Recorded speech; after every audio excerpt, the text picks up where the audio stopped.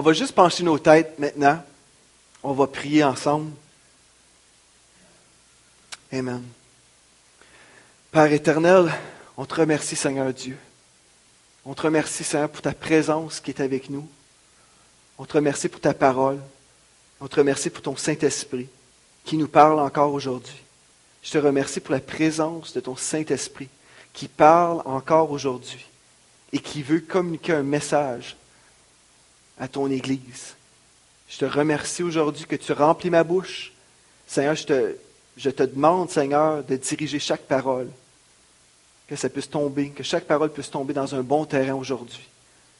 J'ai pris au nom de Jésus. Amen. Amen.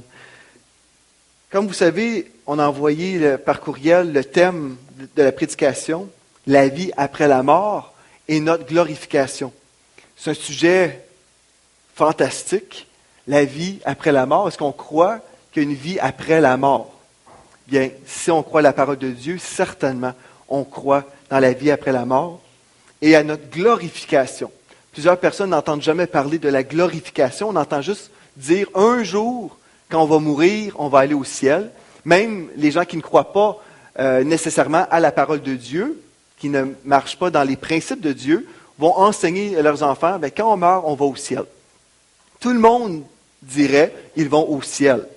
Mais en fait, c'est faux. Hein? Ce n'est pas tout le monde qui va aller au ciel.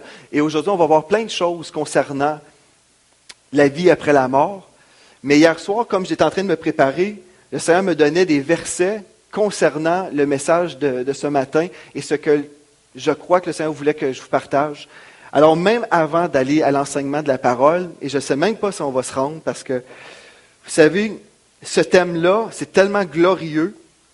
J'étais là, je parlais hier matin ou en après-midi avec Pasteur Jean, puis j'ai dit, je dois préparer ma prédication. Puis il dit, elle n'est pas prête. J'ai dit, j'ai tellement de choses, là, c'est de savoir comment donner. Parce que vous savez, quand j'étais à Fort Worth, au Texas, au mois de janvier, on était dans des réunions du matin au soir. Des réunions des prédications pouvaient durer 2h30 facilement, et on avait soif. 2h30. Mais je réalise que dans notre contexte aujourd'hui, on est à l'église, c'est pas une convention, puis on a nos enfants et les dîners, tout ça. Je réalise que le climat est différent, mais j'aurais peut-être 3-4 heures à vous donner ce matin. Donc, aujourd'hui, je dois diminuer tout ça. Parce qu'on est obligé aussi de réaliser qu'on n'est pas capable de tout retenir nécessairement. C'est-à-dire que je veux vous donner ça en petite dose, mais je veux vous donner ce que Dieu veut vous donner premièrement, et on verra comment on va progresser par la suite. Mais hier, comme je priais, j'avais 3 paroles qui me revenaient dans mon esprit pour vous ce matin. Et c'est dans l'Apocalypse chapitre 4, verset 1. L'Apocalypse chapitre 4, verset 1. Et puis si j'arrive à dire juste un tiers de ce que j'avais préparé, on fera une série. Et c'est correct.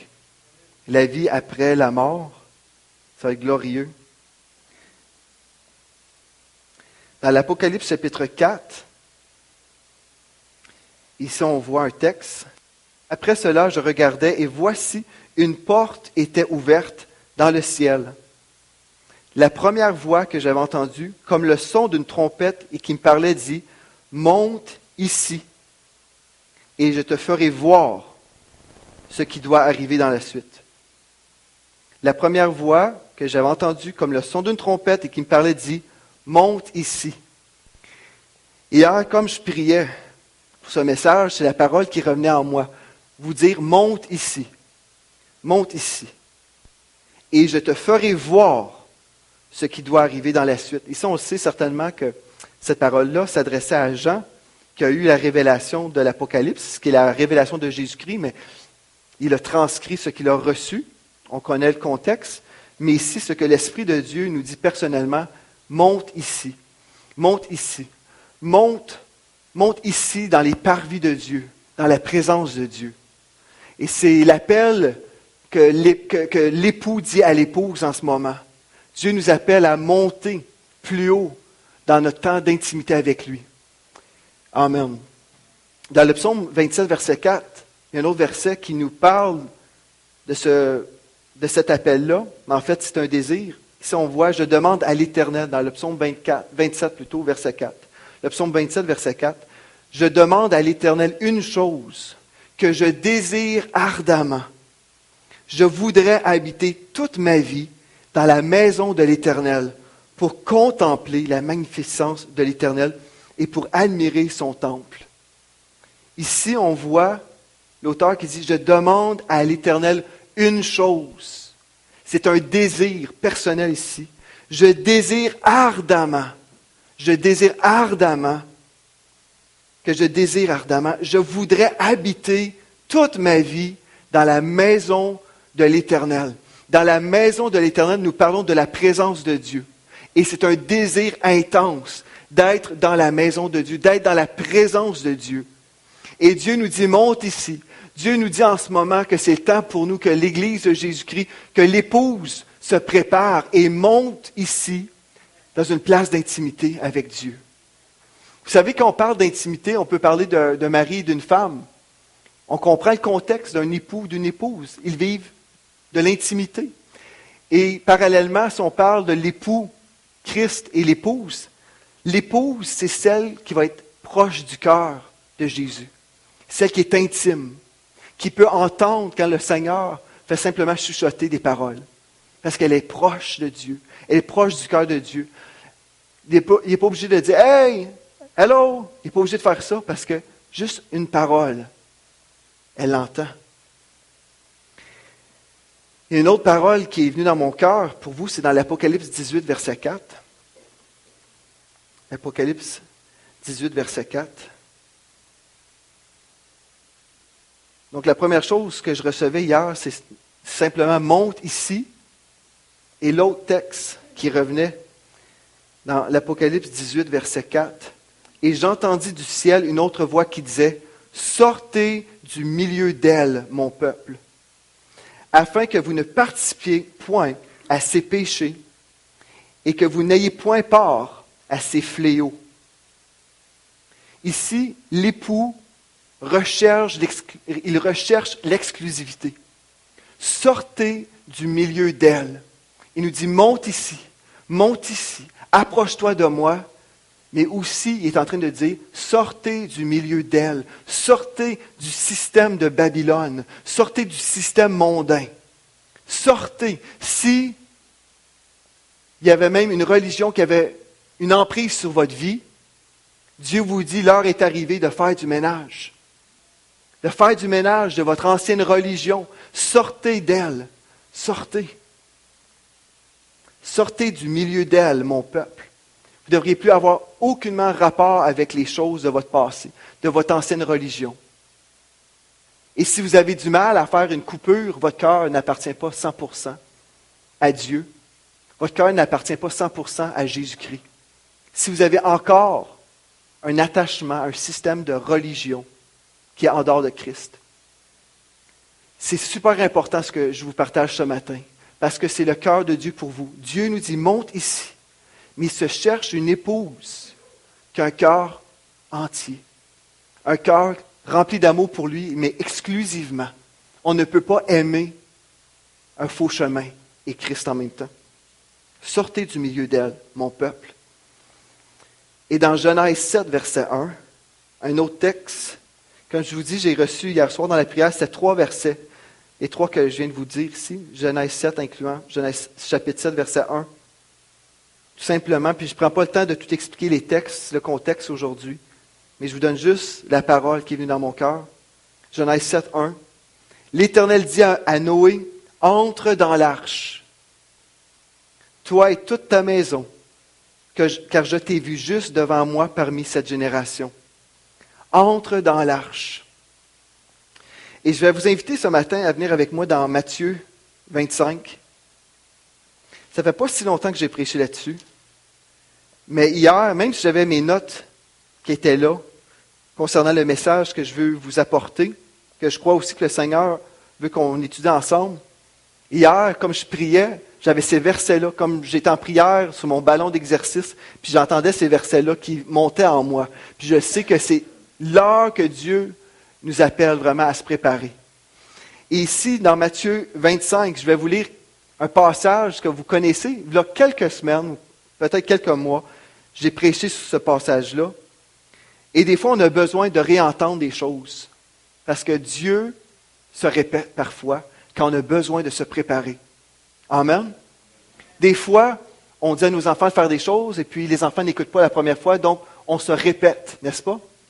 Et Dieu, il y a des moments spécifiques, des moments où il parle à son Église et puis il nous dit, écoutez ma voix, écoutez, vous avez besoin de vous préparer. Ici, Matthieu 25, premier verset. Alors le royaume des cieux sera semblable à 10 vierges qui, ayant pris leurs lampes, allèrent à la rencontre de l'époux. 5 d'entre elles étaient folles et 5 sages.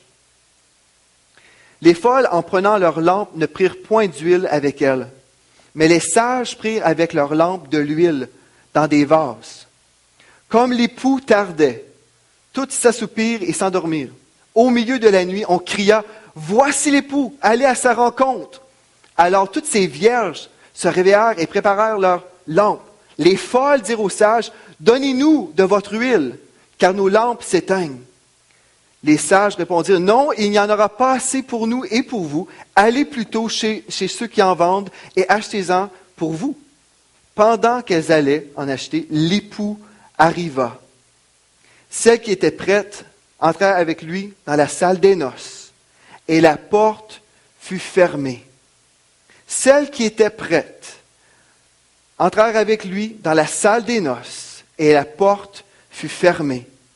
Plus tard, les autres vierges vinrent dire, « Seigneur, Seigneur, ouvre-nous. » Mais il répondit, « Je vous le dis en vérité, je ne vous connais pas.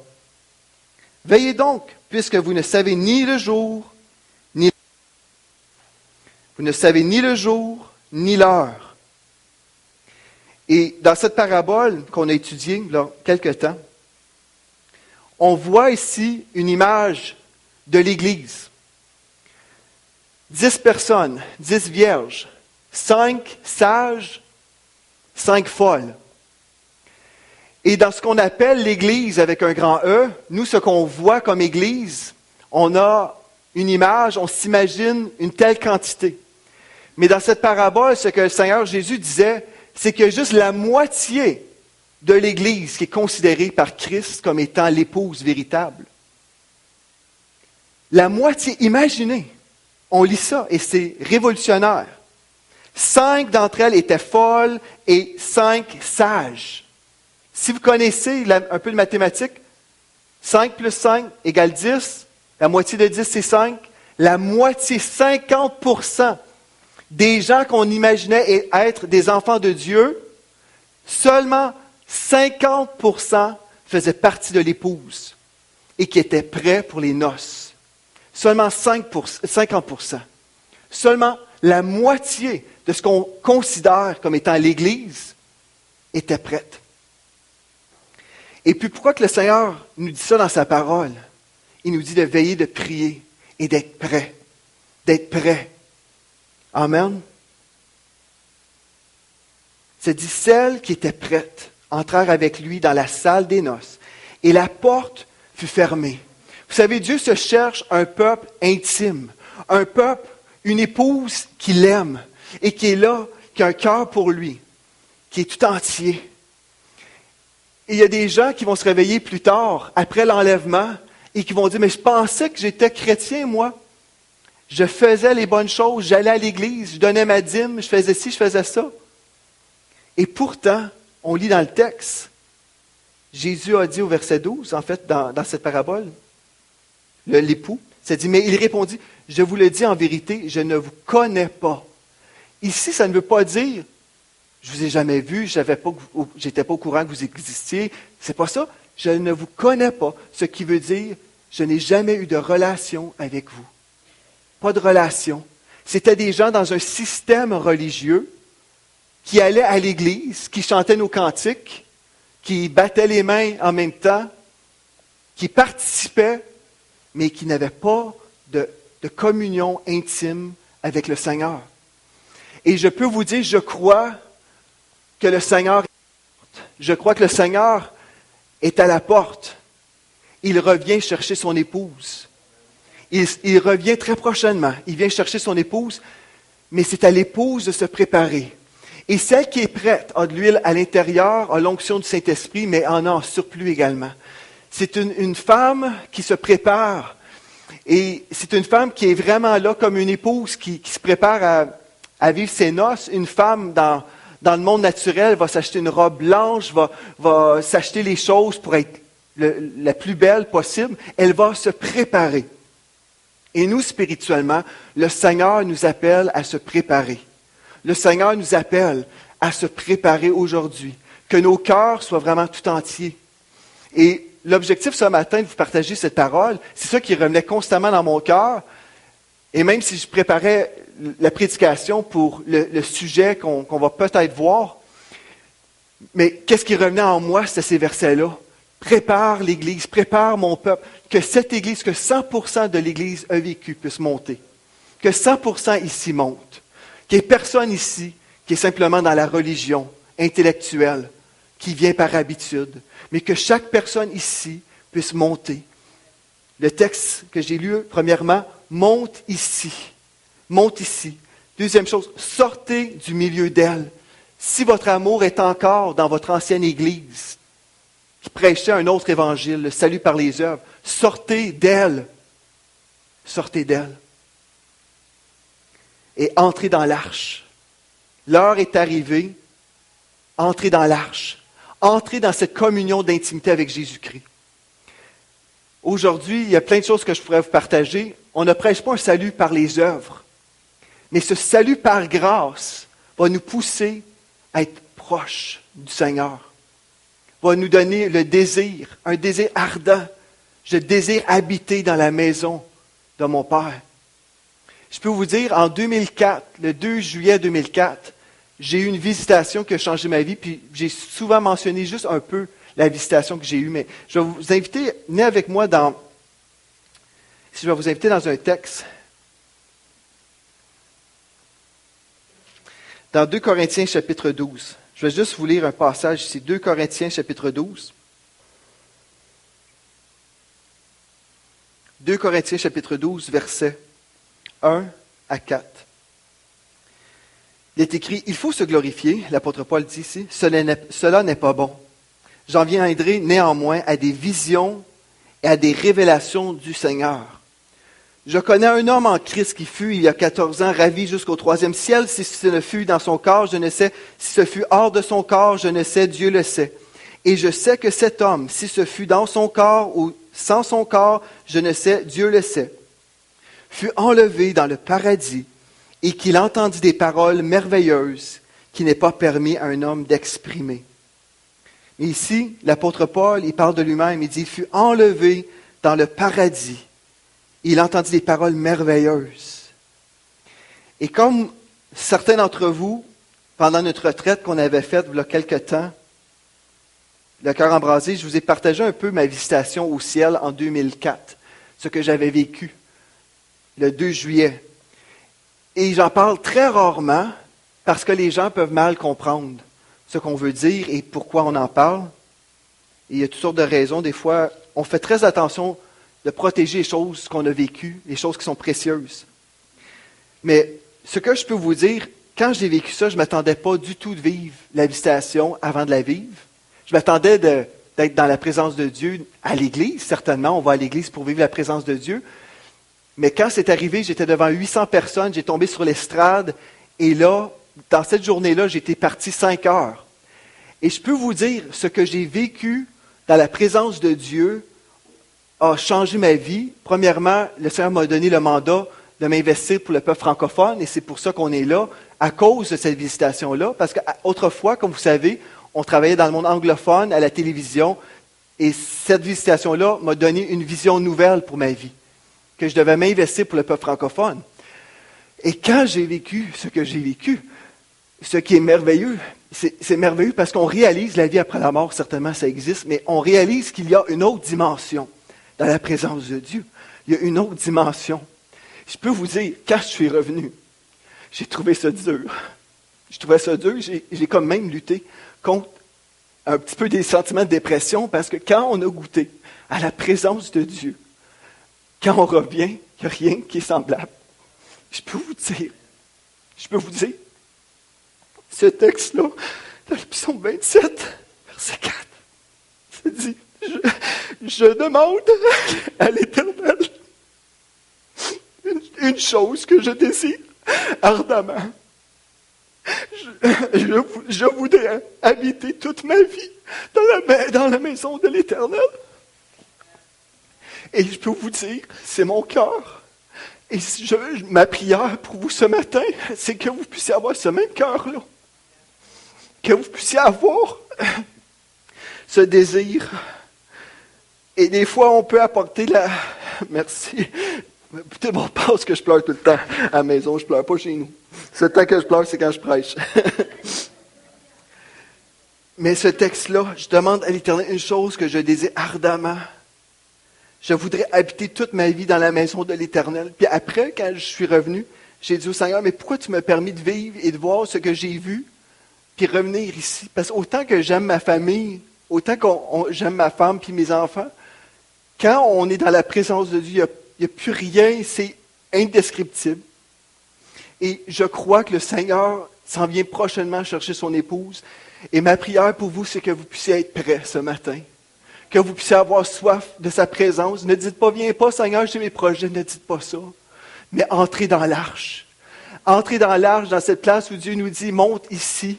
Monte ici dans une place d'intimité avec moi, parce que vous ne voulez pas entendre les paroles, je ne vous ai jamais connu. Je n'ai jamais eu de relation avec toi, je ne t'ai pas connu.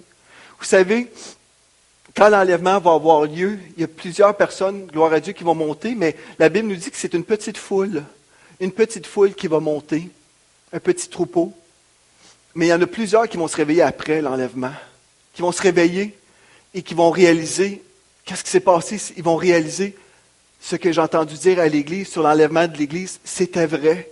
Et puis moi, j'ai jamais pris ça au sérieux, j'avais mes projets. C'est correct d'avoir des projets selon le cœur de Dieu, certainement. Mais je faisais ma petite routine, je ne me souciais pas du tout des choses de l'au-delà. Je ne me préoccupais pas des choses de Dieu, je ne passais pas du temps dans la présence de Dieu et j'ai passé à côté. Et je crois qu'il va y avoir un méga réveil après l'enlèvement de l'Église.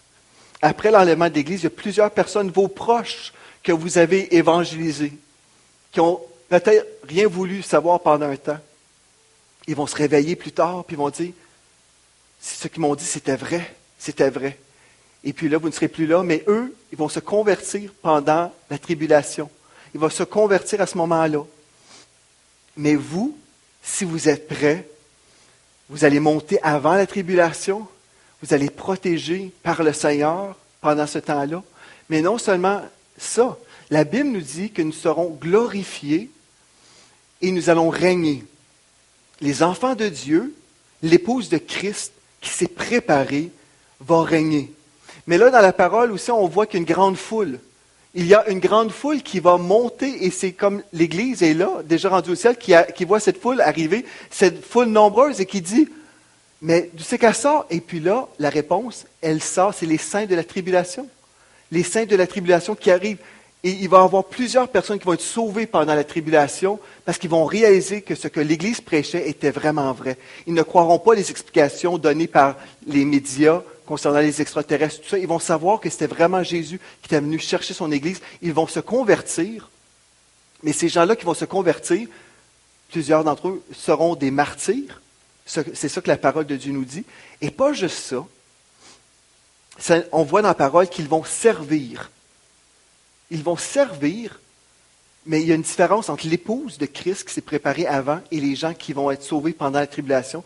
Et la différence, c'est qu'eux vont être des serviteurs dans le royaume de Dieu, tandis que l'épouse va régner dans le royaume de Dieu et qui va avoir de l'autorité et qui va régner sur la terre. Comme vous connaissez, on va l'expliquer aussi dans le séminaire, mais pendant 1000 ans, l'épouse va régner et même éternellement. L'épouse, les personnes qui ont fait partie de l'épouse, ces gens-là vont régner pendant l'éternité sur des sujets. Et des fois, les gens disent, la doctrine, tout ça, là, la fin des temps, c'est bien beau, mais en autant que je suis prêt, en autant que je monte au ciel, c'est ça qui compte. Puis honnêtement, c'est vrai, là, en autant que vous montez, c'est ça qui est vraiment important, vous ne voulez pas rester. Mais ne pensez pas que ça ne vaut pas la peine d'investiguer et connaître un peu ces choses-là. Parce que juste être prêt et monter, admettons, dans le milieu de la tribulation, peut-être, oui, vous allez quand même être épargnés, de l'enfer, heureusement. Mais vous avez l'opportunité aujourd'hui, vous pouvez préparer les récompenses que vous allez recevoir, parce que Dieu nous dit exactement les couronnes qu'on va recevoir selon notre obéissance. Et l'autorité qu'on va avoir et qu'on va pouvoir régner si on s'est préparé à l'avance. Et ce matin, ce que j'avais dans mon cœur, c'est très simple, c'est préparez-vous. Préparez-vous, monte ici. Sortez du milieu d'elle, sortez des choses qui vous empêchent de vous approcher du cœur de Dieu. Sortez du milieu d'elle. Si votre cœur est encore dans les choses mondaines, sortez du milieu d'elle, sortez du milieu de Babylone et de son système. Entre dans l'arche. Et l'arche, c'est Jésus-Christ. Entre dans l'arche. Entrez dans la protection divine avant que les fléaux arrivent. Amen. Et il y en a qui peuvent entendre ce que je dis ce matin et dire, coudonc, est-ce que tu es en train de prêcher le salut par les œuvres? C'est juste les personnes qui sont assez bonnes qui vont monter. Le salut, c'est par la grâce. C'est par la grâce que vous êtes sauvés par le moyen de la foi. Et cela ne vient pas de vous. C'est le don de Dieu. Ce n'est point par les œuvres, afin que personne ne se glorifie. Mais j'aimerais vous inviter à venir avec moi dans un autre verset, dans Tite 2, versets 11 et 14. La grâce de Dieu, c'est merveilleux. Mais il faut comprendre la grâce de Dieu. Des fois, les gens prennent la grâce de Dieu pour excuser leur manque d'engagement envers Jésus-Christ, leur manque d'amour et leur vie dans le péché et leur vie à l'extérieur de la présence de Dieu. Et je peux vous dire, les vierges folles, justement, ce sont les personnes qui n'ont pas de l'huile supplémentaire. Ils n'ont pas d'huile, ils n'ont pas recherché la présence de Dieu. Et l'onction du Saint-Esprit, souvent, on représente l'onction, la présence de Dieu par l'huile. C'est un type, un symbole pour la présence de Dieu. Ces gens-là, les vierges folles, ne cherchaient pas la présence de Dieu. Mais si vous êtes sage, vous allez chercher la présence de Dieu. Vous allez avoir une soif pour la présence de Dieu. Vous allez vouloir vous tenir dans la prière et dans la parole parce que vous aurez ce désir d'être proche du cœur de Dieu. Dans Tite 2, versets 11 à 14, il est écrit « Car la grâce de Dieu, source de salut pour tous les hommes, a été manifestée. Elle nous enseigne à renoncer. » Avez-vous remarqué le mot ici? La grâce de Dieu nous enseigne à renoncer à l'impiété et aux convoitises mondaines et à vivre dans le siècle présent selon la sagesse, la justice et la piété, en attendant la bienheureuse espérance qui est l'enlèvement de l'Église et la manifestation de la gloire du grand Dieu et de notre Sauveur Jésus-Christ, qui s'est donné lui-même pour nous, afin de nous racheter de toute iniquité et de se faire un peuple qui lui appartienne, purifié par lui et zélé pour les bonnes œuvres. Voyez-vous ici, la grâce de Dieu implique un renoncement, mais également un zèle pour les œuvres de Dieu. On n'est pas sauvé par nos bonnes œuvres, mais ce salut, cette grâce de Dieu va se manifester dans nos vies par une vie qui va plaire au Seigneur. 1 Corinthiens, chapitre 15 maintenant. J'aimerais vous inviter. Venez avec moi dans 1 Corinthiens, chapitre 15 et le verset 33 à 34. 1 Corinthiens 15, verset 33 à 34.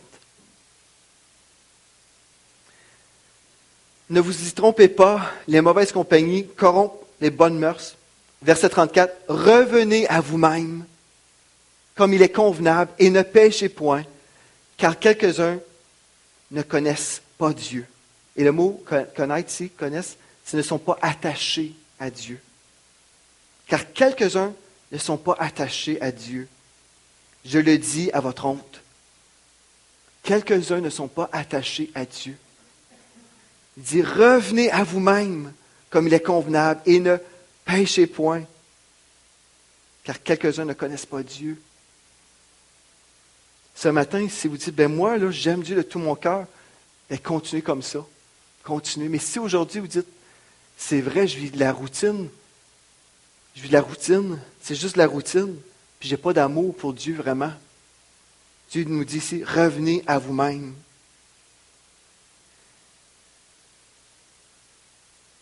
Dans Jacques 4,8, c'est un autre texte, un de mes versets favoris quand j'étais enfant. Parce qu'ici, on a une belle invitation, puis on a une responsabilité. Approchez-vous de Dieu et il s'approchera de vous. Nettoyez vos mains, pécheurs, purifiez vos cœurs, hommes irrésolus. Il dit, nettoyez vos mains, pécheurs, purifiez vos cœurs, hommes irrésolus. Pendant que je me préparais ce matin, j'avais un texte dans l'Apocalypse 3, verset 20. Venez avec moi dans l'Apocalypse 3, verset 20.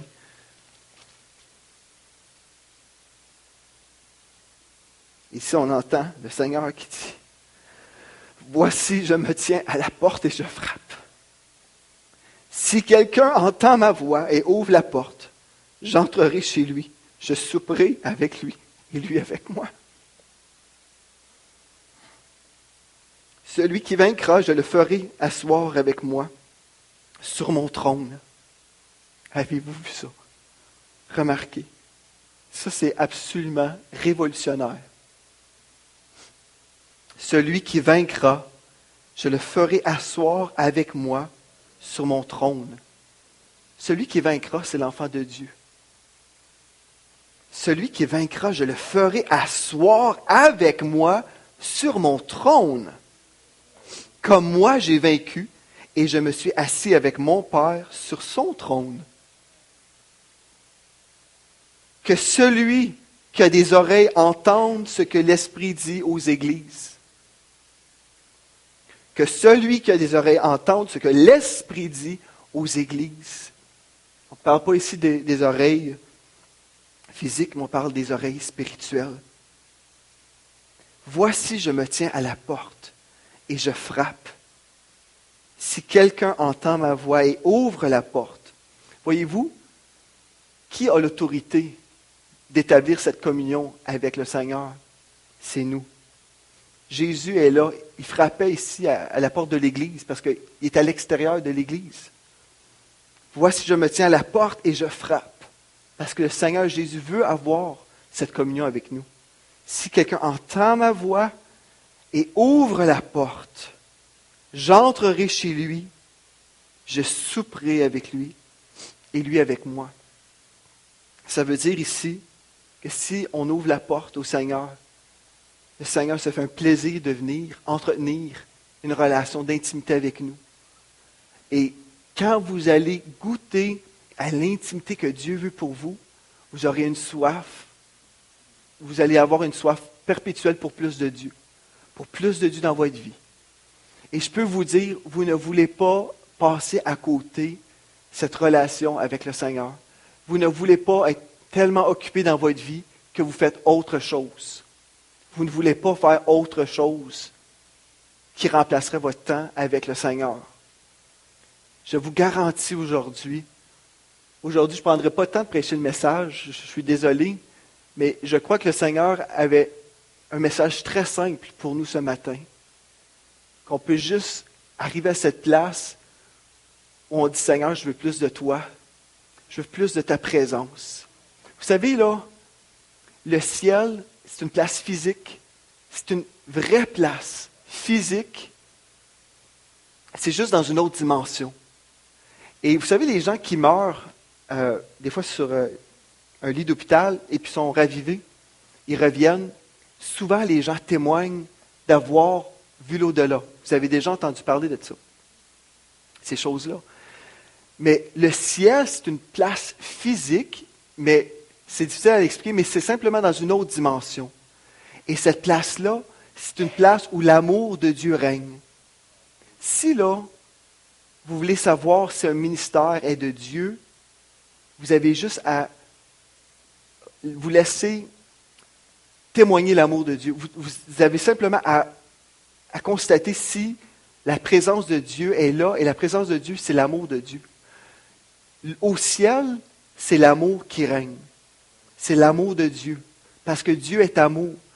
Quand on est dans la présence de Dieu, on est dans son amour, et c'est indescriptible. C'est merveilleux. Et la vie est au ciel, certainement. C'est la vie de Dieu qui est là partout. Vous pouvez marcher sur une fleur, mais elle ne mourra jamais. La fleur, lorsque vous allez lever votre pied, va vous aider à marcher. Parce qu'il n'y a pas de mort au ciel. Comprenez-vous? Vous marchez dans la beauté de la création de Dieu. Vous marchez sur une fleur, mais la fleur elle ne mourra pas. Elle va vous aider dans votre élan. Ce que Dieu a préparé pour ses enfants, c'est glorieux. C'est glorieux. Et Dieu, non seulement est-ce qu'il veut qu'on se prépare, mais il veut faire de nous des témoins également de son amour, pour que vos proches puissent entrer dans le bateau également, pour que vos proches puissent entrer dans l'arche. Vous savez, je ne sais pas ça fait combien de temps, peut-être ça fait 1 an, où le Seigneur m'a dit, étudie l'Apocalypse, puis j'avais dit au Seigneur, j'ai dit, oh Seigneur, il y en a d'autres qui sont spécialistes là-dedans, je ne suis pas vraiment spécialiste, et Dieu m'a dit, become one, deviens-en un. Puis il me l'a dit tellement sexe, tellement vrai, ça m'a ébranlé par en dedans, puis je l'ai pris vraiment au sérieux. Je devais m'investir dans l'étude, puis je l'avais fait quand j'étais plus jeune, j'avais tout étudié ça, puis je l'étudiais à l'occasion, mais ce n'était pas une chose que je dévorais. Mais aujourd'hui, je peux vous dire, en plus avec les choses qu'on voit dans le monde, à chaque semaine, même à chaque jour, il y a des choses qui se passent dans le monde. Puis ça nous montre vraiment que l'heure est proche. Autant quand j'étais petit, on entendait parler de l'enlèvement de l'Église, puis des fois, des années plus tard, on dit « Ah, ben là, ça fait longtemps qu'on entend parler. » Mais si on se réveille, frères et sœurs, on va vraiment voir, on va vraiment être conscient que l'heure est proche. Et on peut être là et simplement dire « Ah, ben, être indifférent. » On peut continuer notre routine. Mais aujourd'hui, ce que le cœur de Dieu nous dit dans cette Église, dans cette maison, et sûrement aussi pour nos frères et nos sœurs à la radio, sur Internet, monte ici. Montez ici, dans cette relation avec lui. Si vous êtes proche de Dieu, vous n'aurez aucun doute que vous allez monter. Aucun doute. Parce que vous vivez de l'intimité avec Dieu. Vous vivez des temps bénis avec Dieu. L'huile de l'Esprit est là. Vous savez que la présence de Dieu est sur vous et que vous savez que vous êtes prêts parce que vous êtes dans l'attente. Comme ces vierges sages qui étaient là dans l'attente de l'époux. C'est une parabole que Dieu nous a donnée. Ce matin,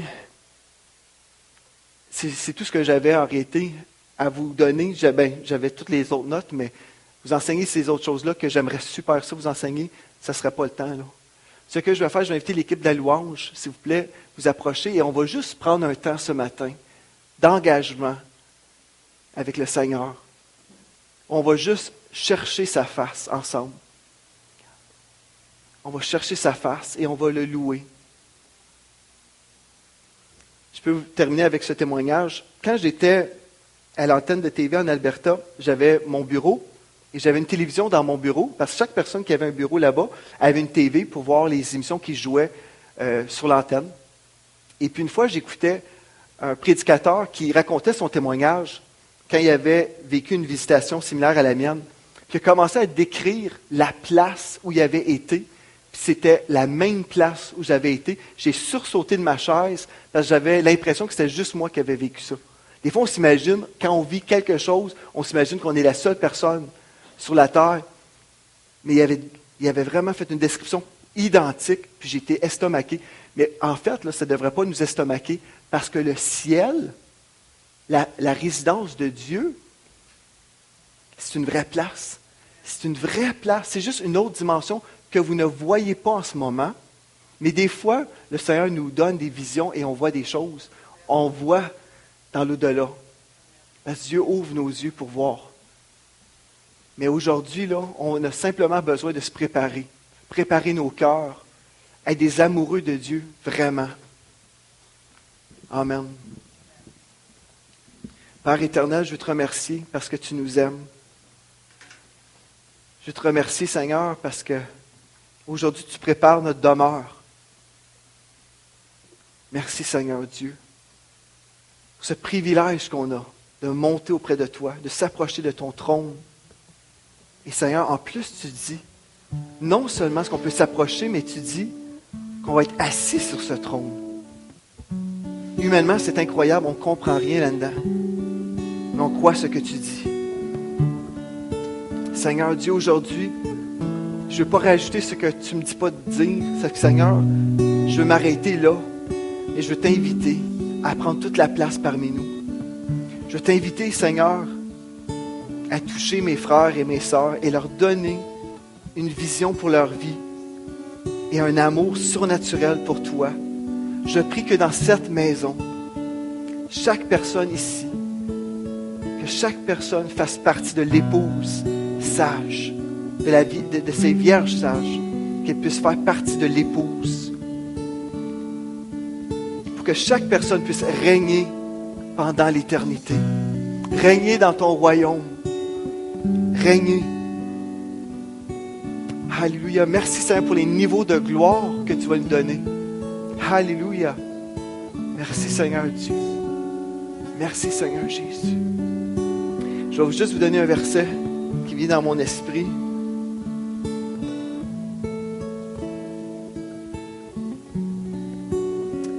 Quand vous allez recevoir votre corps glorifié, vous allez être comme Jésus, comme son corps glorifié. Si vous voulez voir le corps glorifié du Seigneur Jésus, vous pourrez juste lire les évangiles et voir ce qui se produisait, comment Jésus pouvait apparaître dans une pièce comme ça, sans passer par les murs. Parce que des fois, il y a des gens qui se disent comment est-ce qu'on va faire voyager, est-ce qu'on va prendre l'avion, c'est ça. On va simplement vouloir être une place, puis on va pouvoir être là. Vous lirez la Bible. Mais je vais vous lire un texte ici qui parle de notre corps glorifié. Parce que quand on comprend ça, là, ça nous bénit. 1 Corinthiens 15, 39 à 44.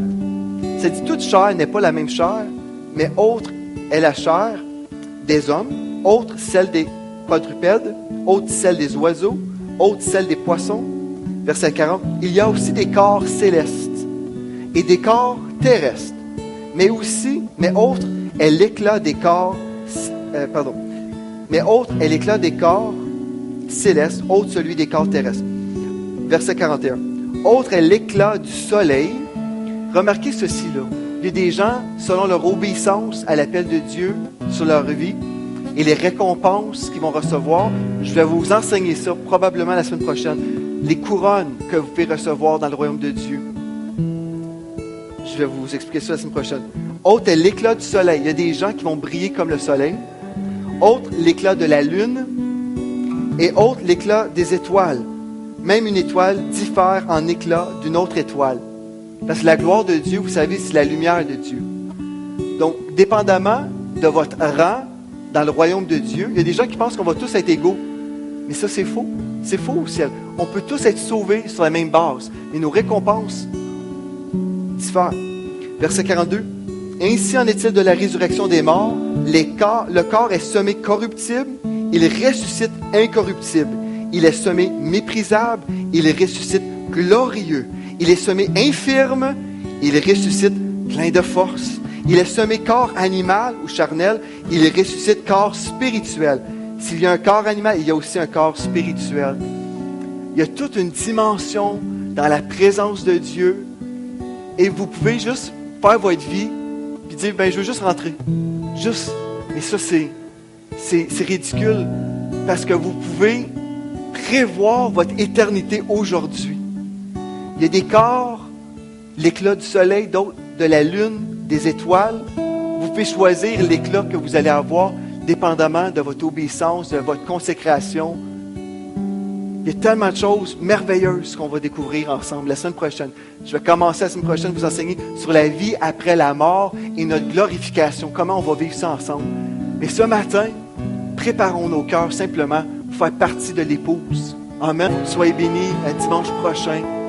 Amen. Soyez bénis. Passez une bonne semaine dans le shalom de Dieu. Rien de manquant, rien de brisé. Au nom de Jésus. Amen. Bon dimanche.